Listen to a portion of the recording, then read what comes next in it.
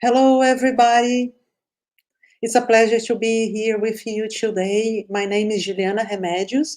I'm a consensotherapist, and I'm here to talk a little bit about conflict of paradigm syndrome. That is a subject that I researched for a while now. So let's start. Next slide, please. Well, first of all, I want to just say that, as usual, as we always do in this kind of activity, to clarify that here in OIC, we want to improve your health, your self-knowledge, but we are not seeking to substitute any kind of medical treatment or a medical advice or even psychological specific treatment or advice. So if you need something like that in that area, you should seek or looking for the professionals. Okay, please, next. And also the principle of disbelief. What that means that you should not just admit what I'm saying here today to you or in any of our activities.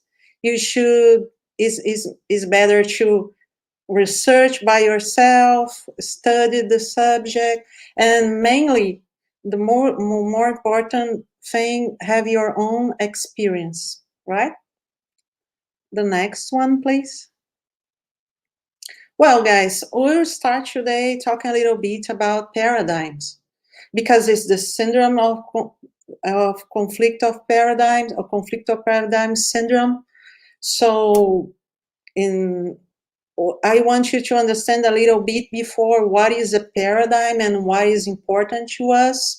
Okay, because sometimes it's a word that have many meanings. So paradigm to us, we are referring to a pattern or a model or a filter by which we can see or perceive reality. Okay, so in a certain way, you can say that it's also a mindset, or even that represents your values, principles, even in your prejudices, okay, your concepts that limit reality. Next. Well, so the good things about paradigms, or why they exist, we can ask that, right? Actually, they help us to see reality in a more efficient way, because paradigms limit the reality and create boundaries about what is possible, what is right, what is wrong, and so this filter that works actually like glasses or the lens of the glasses permit you to see the reality in a specific way. Because you have these rules, you when you look at something, when you reflect about something, you apply those rules so you understand faster the situation. Okay, it's like a preconceived idea, we can say that, or set or mindset. So actually that makes you understand the reality faster. Okay, and also the most important thing actually is that helps you to solve problems faster too. Next. But the bad things about paradigms actually is kind of funny, because if I don't know if you noticed, but the first word is the same. The first paragraph is the same from the previous slide. Helps you understand and interpret this slide faster by create boundaries and rules. So it's good, but it's also bad. It's like, how can I say, like a double-edged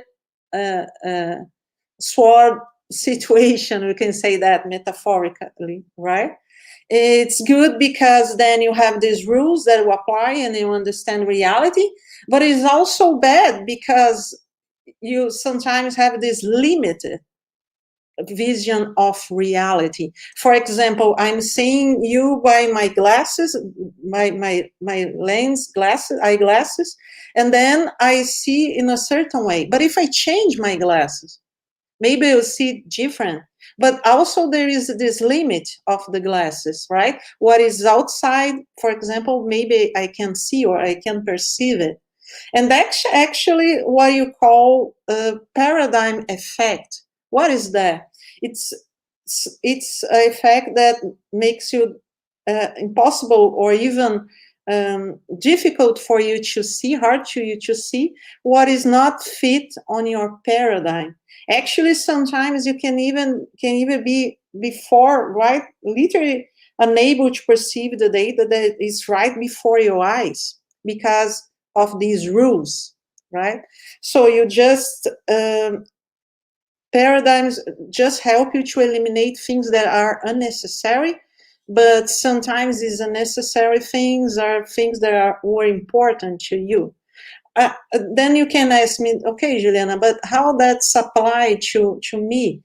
And well, let's see in the next slide. Well, here is just a joke that people sometimes say, oh, you know what, you should see things outside your box or think differently. But actually, the box is your head, it's the way that you think, it's actually your paradigm. So sometimes it's difficult to see reality differently, right? Next. So, there are many paradigms in general. Here, for example, we can say that we have the conventional Western science model or paradigm that see things like quantitatively, and there is a way or a method of research. We also have, we can say, the religious paradigm, that there are different sets or ways or patterns to see reality. Or you can have, for example, the evolutionary idea or concept. It's a way of see reality, right? And time to time, the paradigm changed. Okay, and why that happened? It's important, really, because of the our subject today. The paradigm usually change when they fail to explain reality, or some it just come like some kind of problem that it's impossible to solve by this set of rules or this paradigm. And that's really something that it's about us today, guys. It's about the intermissivist. For example, I will give you an example. If you had a lucid projection by the conventional or intraphysical or the conventional science paradigm, you can explain really this experience, or you can explain like, oh, maybe it was a suggestion or a dream, or maybe it was even an hallucination that I had, because of the set of rules.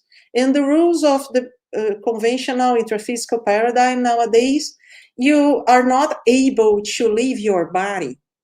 That's something, there are boundaries about that you have this body, this life, and there is no such a thing as a soul or even a psychosoma. Okay, so we can say that the lucid projection, for example, is one of the problems, the situations that the conventional paradigm doesn't exist. But many of you are here today because you have parapsychism, you have lucid projection, you have extra-physical phenomena that are not explained by the conventional paradigm. Then you found the consensual paradigm that has new rules, more, I can say, more broad rules, like with multidimensionality, project itself, bioenergies, multiple lives. So that really amplify the range of the paradigm, and suddenly there are many things that you can explain by those new rules, right? That's why paradigm change in general, and I'm just explaining in the specific case of the conscientiology. So the next one, please. So paradigm shifts. when paradigm shifts, even when you are shifting the paradigm to, for example, the conscientiology, because you found conscientiology and you find, oh, it's so interesting, now I can understand many things that happened to me in a new sense. There is always this learning curve of acting by the new paradigm, because it's like, for example, let me just explain, like, if you were like here playing a game, for example, you're playing cards or boards, something like that, and then things change, and I say to you, let's change the rules, let's to change the rules of the game. What, when I say that, you need to learn the new rules, apply the new rules in practice, learn how to play the game. And that also happens when you change the paradigms, even though when it's a change for the better. For example, when you are changing to consensual paradigm, you have to learn how to live by this new paradigm. For example, to learn how to apply multidimensionality, or my understand that I have bioenergies in my daily life is different from just the way that maybe that we do things before, ignoring or not understanding the bioenergies, for example. You need to learn to deal with that on your daily basis. So that's always a learning curve when you change your paradigm, and that demands an open mind and also effort, some level of effort to do it, right? Next. So look, here is just a joke, like when you're like just coming back and reborning and to this life, it's actually a new paradigm in a sense, right? You need to adapt.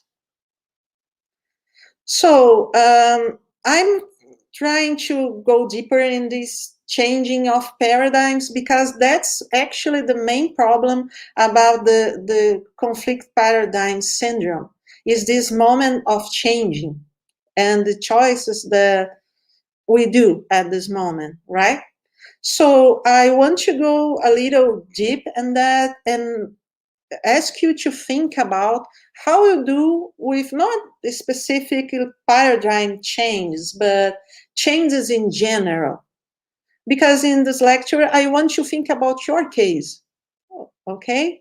If this, not exactly all the syndrome, but some concepts apply to your case and can help you with your self-consciential therapy.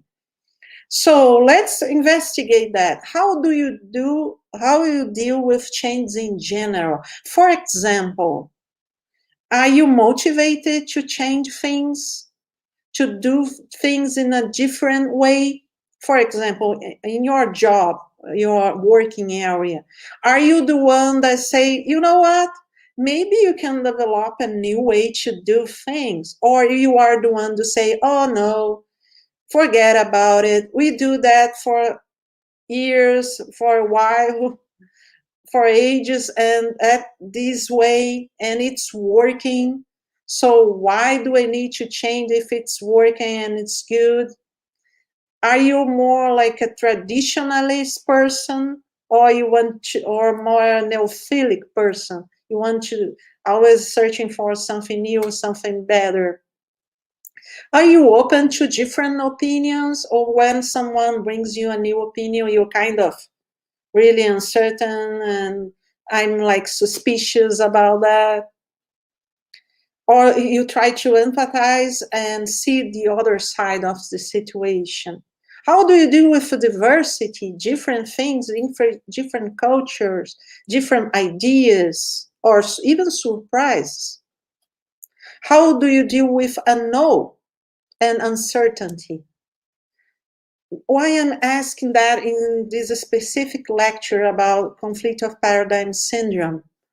Because when you change paradigm, many things are uncertainty and a no. For example, When we start to develop your or evolve your parapsychism, many things that happen are new to you, new phenomena, new situations that will leave. So if you're a person that has some kind of discomfort or even try to avoid change and no, it's really good to think if that's holding back somehow, right? Let's move on. Next slide, please. Here's another joke, just like make you think that sometimes when you change paradigms, things don't go really well at first, at least. Next one. Well, so you were talking about paradigms in general, but now I want you to think about in a more specific way. I want you to think about self-paradigm. The specifically way that you see reality, okay?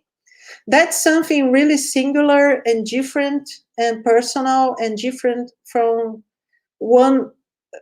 different person, different. I have a way to see reality, you have your way to see reality, and it's completely different sometimes in some aspects. Next one. So here is just an illustration, but I think it's really, although it's fun, it's a joke. It's really how the self paradigm works. If you're a rhino, probably you are seeing things with a horn in front of your nose, in front of your eyes all the time. And you think that's reality. And that's really reality to you, right? Move on. So how did I build my self paradigm? How did I create that, really? Because it's important to know that actually the self paradigm was constructed or developed, if you want, over multiple lives and by the different kind of experience that you have, and not even experience, not just experience, but also learning what is right, how do I solve problems, how I can interpret this situation, how I can understand the world. And also because it's a little, our self paradigm, it's a certain point, a little mix of different kinds of paradigms. Maybe in a previous life I was religious, or I was in a military service, and then I pick a little piece of different things that work for me, and I construct this mindset of ideas, beliefs, and in the end, the way of I see reality, really. And that's, in the end, your self paradigm. But now that it's a thing that is important, we told you before that paradigms change with the time. You probably believe that some paradigms change, even maybe not in a personal sense, more, for example, in a technological sense, we can say. Innovations usually change, new ideas, innovations, creations, change the paradigms. For example, we can talk about many technological advances that change the way we see the world. For example, some years ago, you just watch a movie, you had to rent a tape, go to a store, rent a tape. Nowadays, this image and information share, even the cinematographic and movies business totally change. Nobody does that anymore, right? Or you just watch it on internet. And so it was in a certain way of see and say a technological shift of paradigms in communication. So the things is that I want you to understand is that your personal paradigm needs to change too. And not just because of the external change, for example, these ones that I told you about technology, but because your internal change. For example, the recycling, the updates, the self-conscientiously, the changes in your sanity. Because always, as the world outside, if you don't change inside the way that you see reality, you'll be the same person.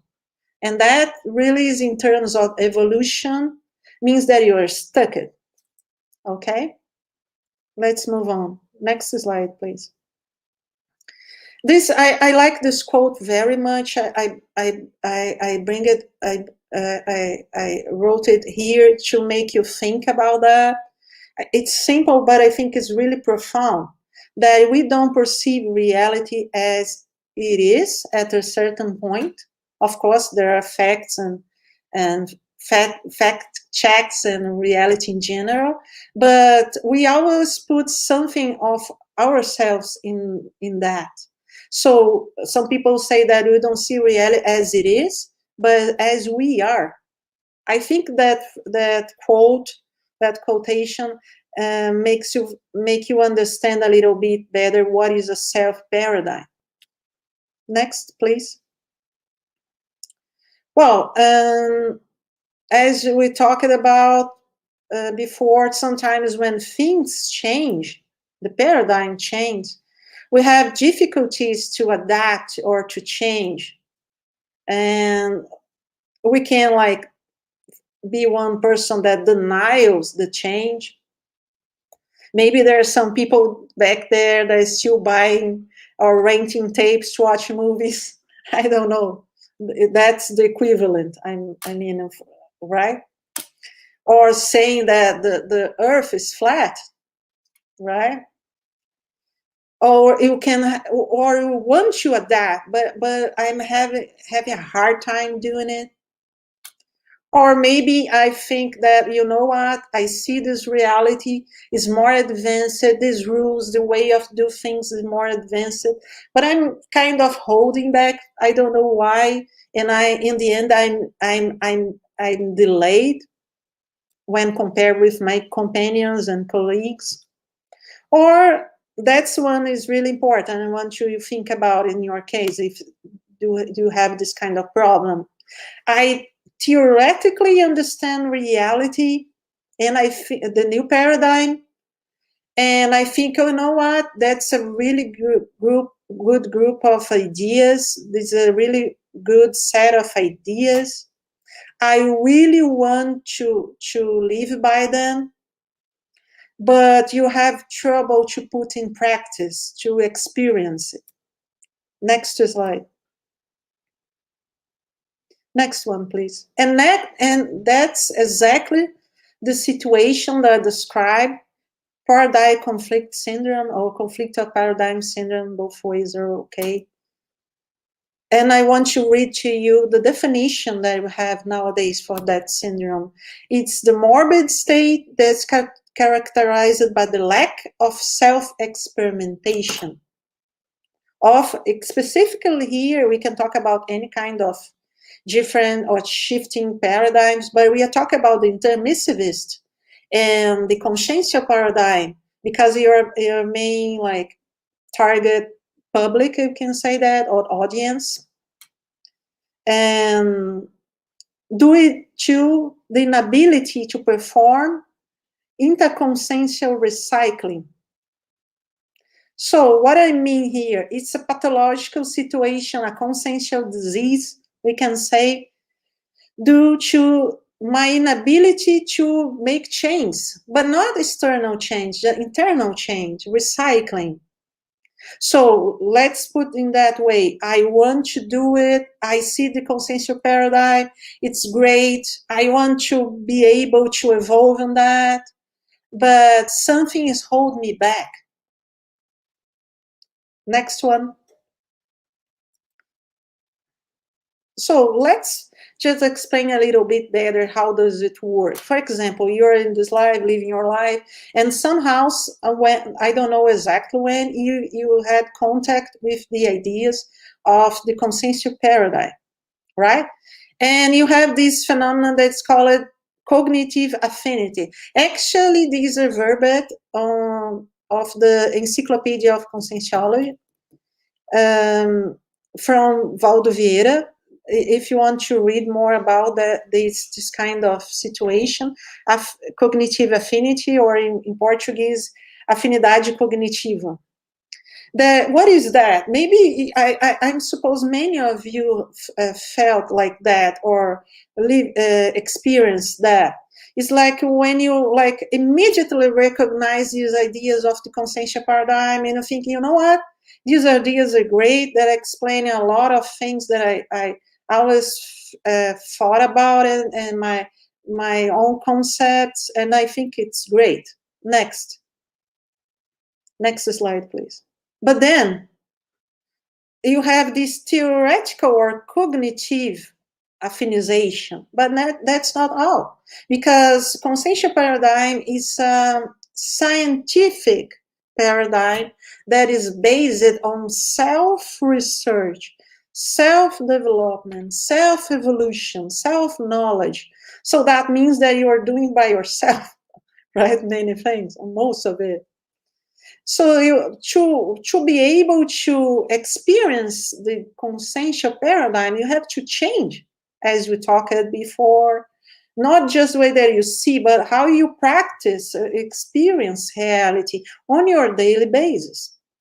And to do that, to be able to do that, you must recycle or change, do internal recycling, right? And also change your acts.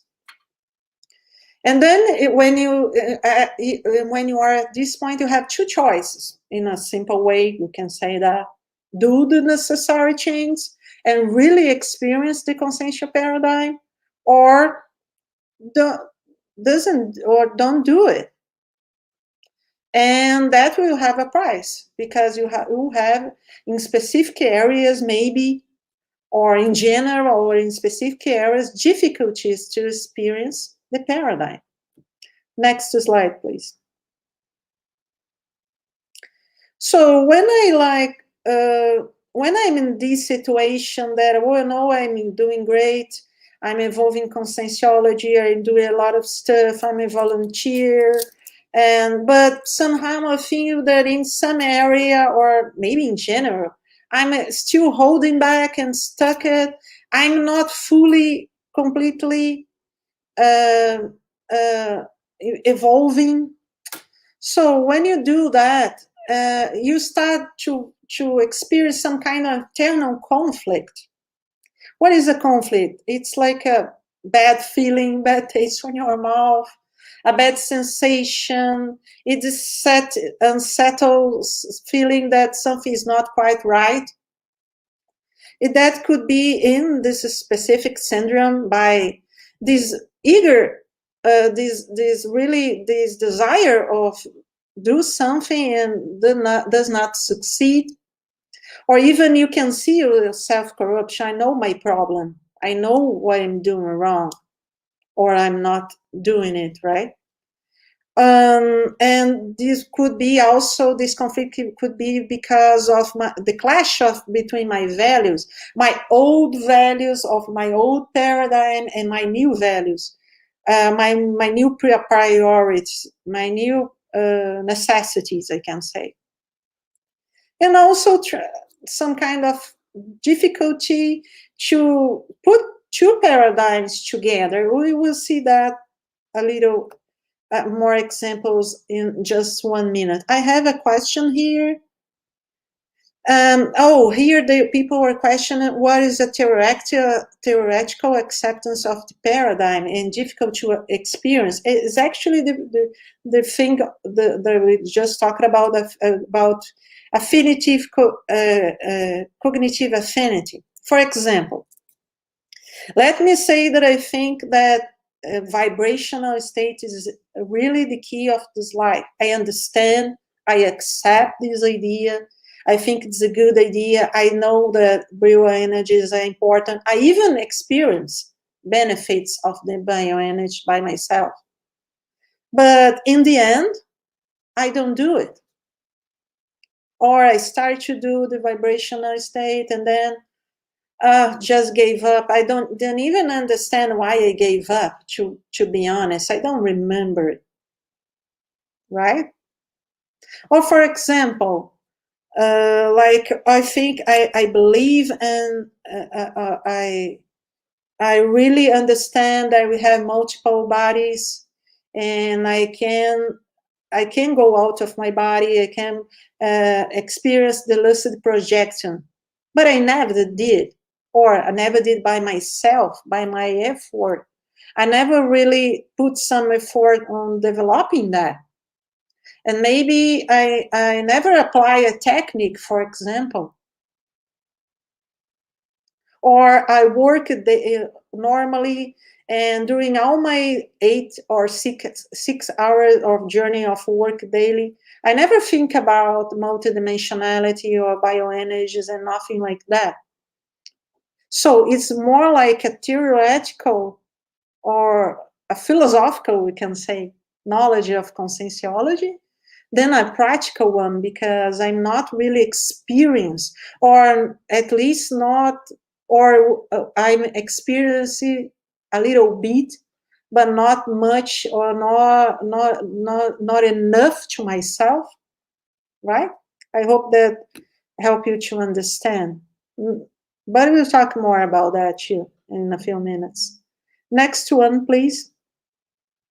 So these were the internal conflicts, my internal bad feeling about that, right? Internal bad consequences. But we can develop also external conflicts, because we try to really, as like we don't have difficult to deal with our companions, and for example, in the volunteer work, I have difficulty to adapt, and as we just talked about, right, because of my difficulty to experience the paradigm. Next one.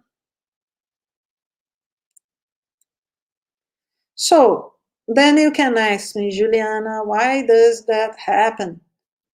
If you will see that I want to experience the consciential paradigm, why I can't?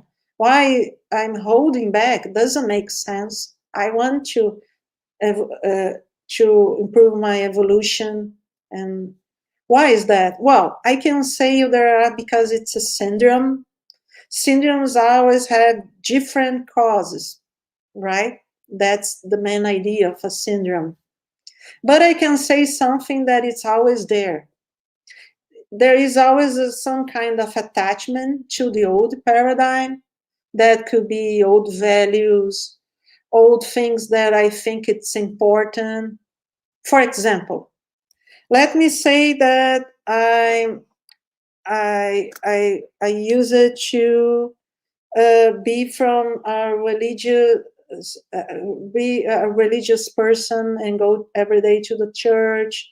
And but then I thought that, you know what, that's not good for me. I want to think by myself. I don't agree with many dogmas and beliefs. So maybe I start to, I want to change to consciential paradigm. I want to change my way of see world to the consciential paradigm. Of course, it's not that simple, right? I'm just giving an example. It's a process, right? But then, you know what? But I'm something that hold me back. There is the sense that I'm like being a traitor. I'm cheating my colleagues, my companions there of the religious cult. I feel like I'm disappointing them. And sometimes this feeling of belonging, of need, of even honor hold you back. And in many cases, people don't even understand what is holding them back. So in this case, this honor, this belonging, the sense of belonging to a group It's a value and is related to your old way to see reality and do stuff, and is holding you back to really experience a new paradigm sometimes. Okay. And also you can also be afraid. Now you go back to the beginning of the class when you talk about being afraid of changes. So I think consciential paradigm is so amazing, but I'm kind of afraid of extra-physical consciousness. I'm afraid of the unknown. I'm afraid of what about maybe I'm afraid of what I'll discover about myself. So I'm holding back and not really experience the consciential paradigm because of that. And many people describe this syndrome because I'm a consciential therapist. Usually we see a lot of people that have this problem, even though they don't know it at the beginning, right? They know it by other names, and they describe it to me like that. I understand the change is good for me, but I don't feel the same way. So it's an incoherence. About what I know cognitively that is right, that I understand, the affinity cognitive, or the theoretical way, the one that you asked about, right? And the way that I really feel about it, about the things that I'm attached. I think about the things that I like, right? And this creates the conflict, the internal conflict that we're talking about. Next slide, please. So we talk a little bit about that. So the values or the things that you consider important, priority, or even essential are a key point in this syndrome. And many people don't know their values, right? They have this idealistic idea of their own values. Next. Here are some examples of values that can become obsolete or even false gains, bring you false gains, you can say that. For example, pleasure, power, money, comfort. Remember, we should always remember that many values are like neutral. They can go both ways. They can good for you or bad. According to situation that you apply, or the way that you see them. So money, it's good. It is good to have this value of money, but when it's excessive and when it's holding you back, or when it's dominate your life, so maybe is that a bad value or an obsolete value or overestimated value. But sometimes these things are holding you back. Just examples of things. We talk a little about social status or the sense of belonging, right? In the previous example that I gave to you. Next one. And then here we see a little that the main problem as you talk is just like repeating again, is that you need to give up something in a way of change. You can be like doing the same thing both ways, you know. Sometimes you need to make choices and do things differently, and sometimes we need to even like change your companions, the way that you do things, create new habits in order to have space, as mind space, and also space on your life to do things different, right? Next one. So that's an image of a puzzle that I like it because that in a certain way it can represent this illustration. How do you feel when you have this syndrome? Like you want to fit, but you're still holding back many things or many ways to see or do things that doesn't really allow you to fix or fit in your new reality or new place. Next one, please. For example, in the last slide, I talk a little bit about this way of do things that sometimes bring conflicts, right? And in the consensual paradigm itself, I think that is important because there is a lot of challenges. A lot of areas that you need to develop and evolve. And actually, for most of us, it's experience the consensual paradigm is a big challenge, because you need to really completely rereading and also practice reality in a different way, and that's could be really scary and difficult sometimes and hard for some people, for us. And sometimes we even go well and thrive in many areas, but we have like this specific area that we are struggling. There's like a sectorial conflict of paradigm syndrome. Next slide. So here, then you can ask yourself, okay, but how can I know is that my case if I had conflict of paradigm syndrome? Well, by my experience, there are some ways that you can see, and we will talk about this diagnosis briefly, right? Some symptoms, for example, some main complaints about someone that has conflict of paradigm syndrome, it's like, this is actually the compilation of main complaints that I heard through the last years that I'm working as a volunteer, as a consensual therapist. And many people say things like, I'm not evolving, I'm stagnant, I can develop my parapsychism, my penta doesn't work, I can perform my existential program, and the main one I could say, it's like I'm at a sub level. These are complaints that are common, not exclusive by the not exclusive related to conflict of paradigm syndrome, but are very common in this syndrome. Next slide, please. So then you have more, but these are general complaints, right? Could be another diagnosis, another thing. So here we have the main 4 criteria to this syndrome. First of all, you have some kind of level of internal crisis, right?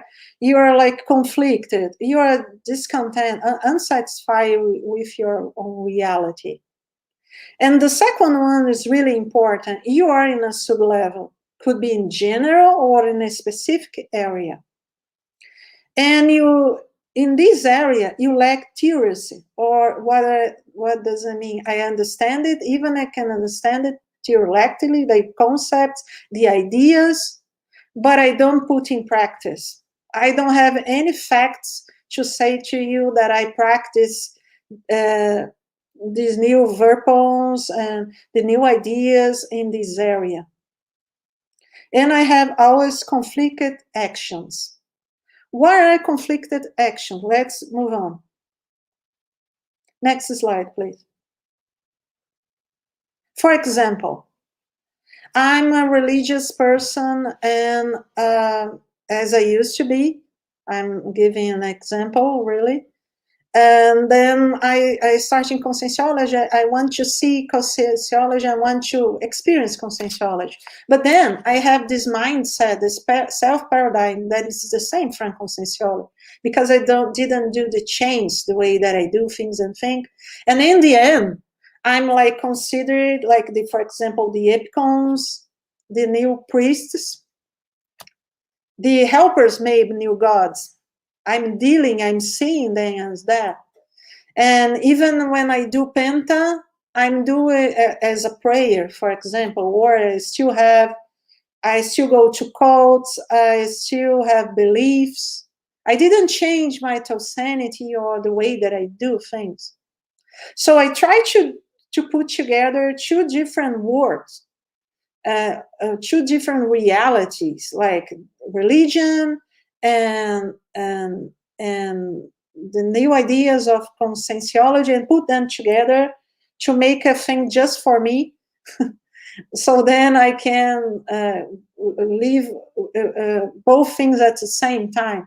But they are not really agreeable ideas, right? Because sometimes they are different ways of seeing reality. So it's like mostly like a fraud, and sometimes and that's the beginning of the conflicts.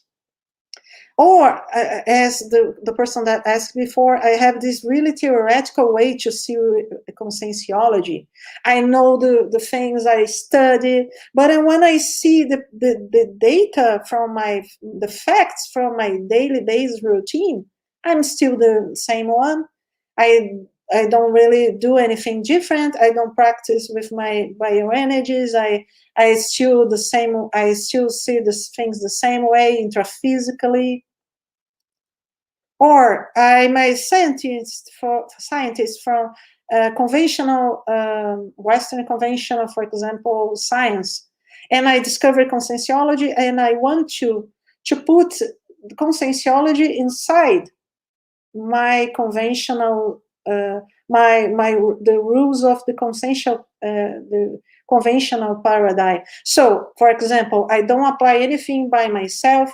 I don't think about my own experience. I want to measure other people experiences and things, but I don't do self research. And you know that consensual paradigm is based on self research. Next slide, please. Or, for example, I want to develop and evolve in conscientiology, but I don't want to have anything to do with multidimensionality. I don't want to see things, see conscience. I don't want to experience any of that. So that's also impossible, right?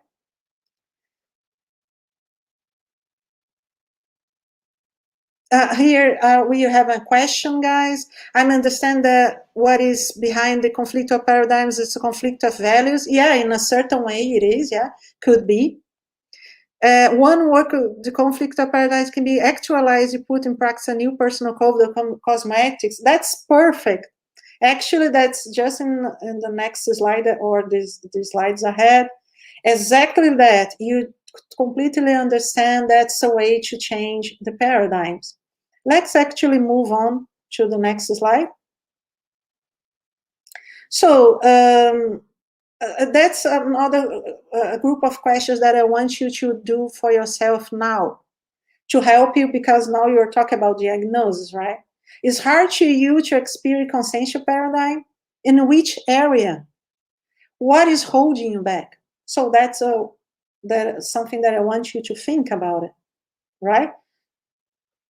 Next slide, please.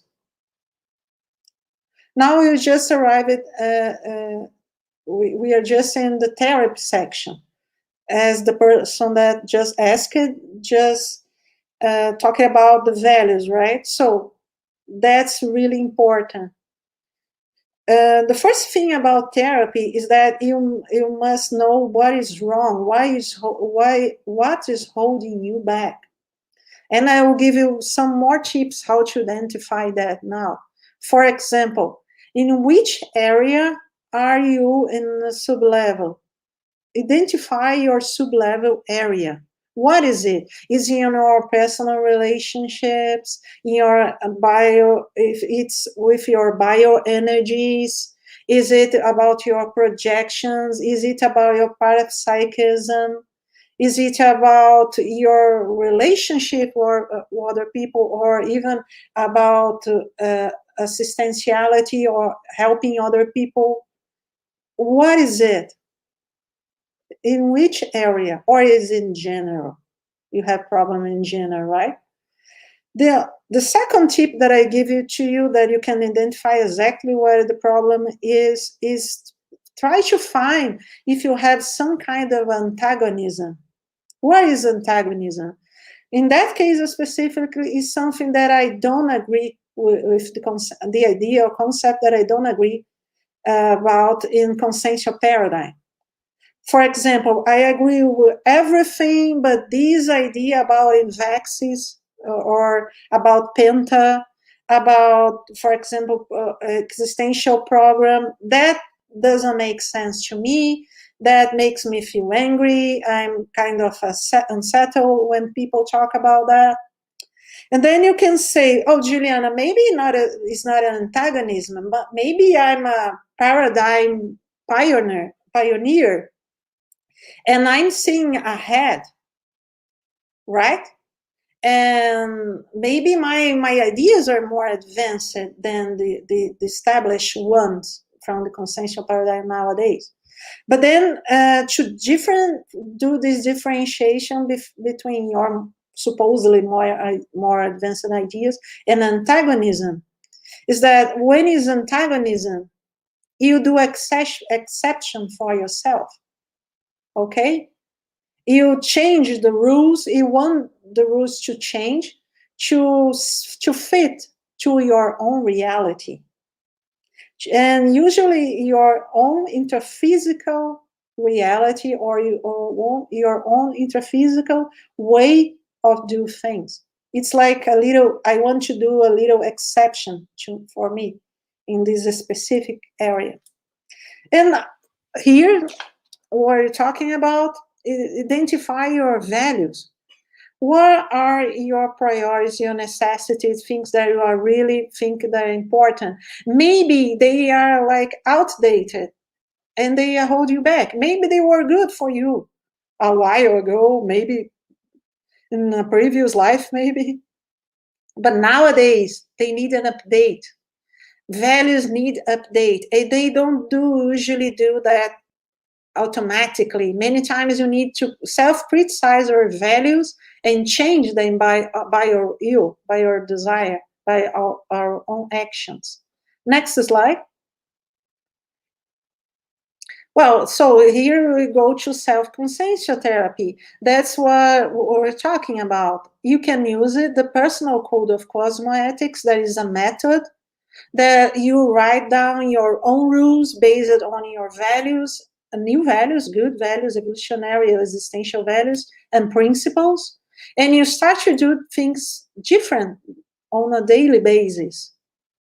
There is also in our dictionary, the Dictionary of Consensual Therapy online is a project that we are doing. It's not totally finished yet, but there is this technique there, the code therapy of the values. That is basically something similar. You identify really good values for you, advanced values, and then you put them on action by your own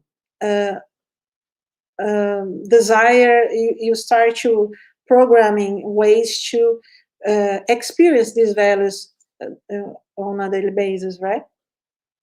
Next one. Well, here is just some reminder that really this syndrome, I have experienced that.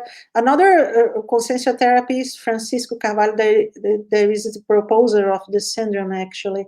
And we have a lot of cases, so we study a lot about that during the years. And we have been studying that for a while. And we see that if you don't do the treatment, the self-treatment in this case of this syndrome, it doesn't go away. We identify people with 10, 20 years in conscientiology that are still in a certain way in a sub-level and with this syndrome, right? So if you feel that you have this syndrome or specific symptoms of that, try to overcome it, to treat it. Don't just wait, oh no, I will just keep going and it will disappear. It won't. And you can also, it's also a cause of intraphysical and extraphysical melancholy. Next. If you can do it by yourself, search for help could be consensio we have even today we have even online sessions in English. Even we have presential and virtual sessions even in English and in Spanish too. Next one. Well, guys, I know that was fast. It was a lot of information. My main goal here was to introduce you this subject that is so complex. There are so many aspects, interesting aspects that I wish that you can, if you are interested, you can research and see. We can talk to you. Um, you can, and here I put some data. Unfortunately, most of that are in Portuguese, but nowadays it's not that hard to translate automatically even. And we have some articles in Encyclopedia of Conscienciology, Conscientia Journal, and even in our dictionary that you talked about. This is the online link, right? And I want to show to you this book. It's like, I remember this morning to show to you, it's about paradigms. Is not related, of course, to syndrome of paradigm. Talk a lot about paradigm shifting. And I remember today because when I started many years ago to study this subject, I found this book. It's really the author, Joe Arthur, has really a didactical approach of paradigms in general. So I think it's a good reading if you want to start to study this paradigm idea. We have many verbatim too, Encyclopedia of Conscienciology, self-paradigm actualization or updating. And I think it's a really interesting subject. And I hope that you have enjoyed the lecture today. So I think you are most in your time. I will show you now some, I'll talk a little about our next activities. First of all, I want to say that you have now, for a while, a few months, an English website. If you want to know more about OAC and our activities, you can find there, right? And guys, I think here is the things that I told you. You have self-conscious therapy consultation to help you with your self-conscious therapy online, and it's in English, and you can buy it by our site. It's totally online. And if you can, please come to Foz do Iguaçu, Brazil, or even São Paulo or Rio de Janeiro, when you have OAC consultations, presential consultations, face-to-face appointments. And it was a pleasure to me to be able to talk to you. Thank you very much for this opportunity, and I hope to see you soon. Bye.